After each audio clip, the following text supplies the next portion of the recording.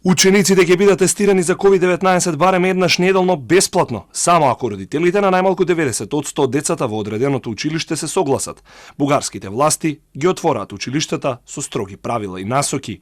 Зелено светло за настава со присуство добија и грчките училишта, а државата наложи децата и наставниот кадар да се тестираат 2 пати седмично со бесплатни тестови. Грција ги задржува и мерките во училиштата како задолжителна дистанца, каде што е возможно, задолжителна хигиена, маски во затворени простории и доколку некој чувствува симптоми, да остане дома. Соседна Србија од синоќ ќе го имплементира комбинираниот модел наречен семафор. Во 15 општини наставата во средните и основните училишта ќе се одвива комбинирано заради жолта проценка, а една општина добила црвена ознака заради бројот на ново заразени и таму наставата се сели онлайн. Словенија пак најригорозна пред стартот на учебната година ја враќа наставата во училиштата, но со задолженија за вработените. Сите вработени во училиштата, тие што прележале, вакцинираните и тестираните треба да направат ПЦР тест, а тие што не се вакцинирани или кои не заболеле ќе мораат секоја недела да се тестираат.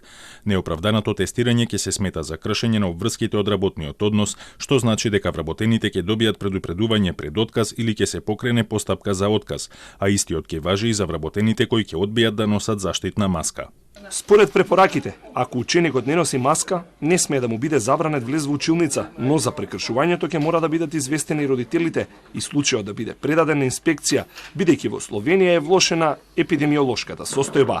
Со проблеми се соочува и британската влада, која ги отвора основните училишта, но стравува дека не може да одржи мерката за носење маски, бидејќи препораките се кршат со изговор дека децата не можат да комуницираат и разменуваат знаења со покриени лица, што пак е поддржано од неколку политички партии во земјата. Германија ги прифати препораките на Европската унија, но родителите пред почетокот на учебната година реагираат дека не сите училишта ги исполниле критериумите за старт на наставата. Дел од училиштата немаат соодветна вентилација како што е предвидено. Стравувањата и на родителите и на властите се дека кај учениците под 12 години шансите за ширење на вирусот во училиштата се поголеми, бидејќи Германија не препорачува вакцинација за оваа возраст, додека пак незначителен е бројот на вакцинирани ученици до 18 години.